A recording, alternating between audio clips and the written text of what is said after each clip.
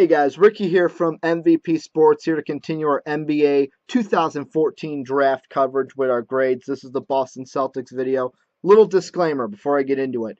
These grades, just what the team did on draft night. Anything after, not influenced in my grades for each team. And with Boston, let's get right into it. They had two players in the first round, didn't have any picks in the second round. They had Marcus Smart, 6th overall from Oklahoma State, and at the 17th overall pick, they take James Young from Kentucky. I love these picks. First off, I think these are two guys that Coach Brad Stevens can use right away in his second year as head coach of Boston. And Smart to me is going to start. With Young, he doesn't have to start, and he can still contribute to this team right away. With Marcus Smart, the big thing that everyone's going to bring up is that fight that he had with a fan while he was at Oklahoma State. To me, yeah, you can kind of bring that up, but my NFL side here, living in Chicago, brings up the Lovie Smith. Oh, we don't want to draft him because he's got issues. Don't worry about it. He's not going to have any issues with Boston because they're going to be winning, not necessarily this year, but down the road with Marcus Smart. What he brings to the table, and I heard this on NBA TV, and it's absolute gold. It's right when you think of Marcus Smart. He's a triple-double waiting to happen. And if he can play the two, everyone's going to talk about, oh, Boston now needs to trade Rondo because this team's rebuilding. Even if you don't trade Rondo right away. Could you imagine Rondo and Marcus Smart playing together? If Smart can develop a little bit of a shot and better shot selection, play him at the 2, Rondo at the 1 for a little bit, but Marcus Smart primarily a point guard.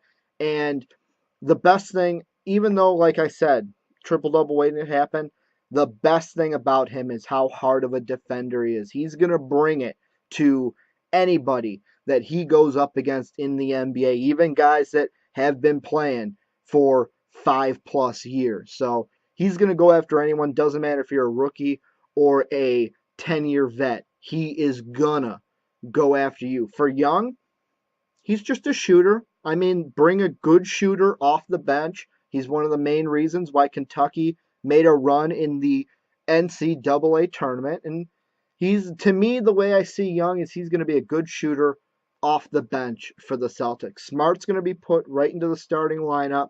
It all depends. Do they trade Rondo? I don't know where to put the Rondo talks because they've already re-signed Bradley, so Bradley's coming back. Now at the point guard, dude, you're gonna start Rondo over Smart, but you can trade Rondo and have Smart and Bradley go at the 1 and the 2.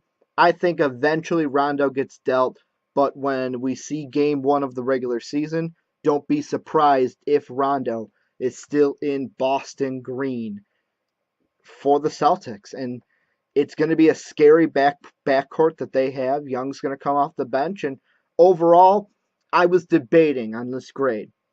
And I feel like I settled. It was either an A- or a B+. I'm going to go with a B+ because this team, yeah, you can say, yeah, Ricky, they had the 6th overall pick. You can't say that, boom, they got a guy that's going to bring them a title next year.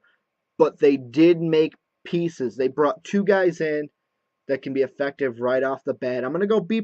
There's nothing wrong with a B+, Boston Celtics fans, so you can be happy with that.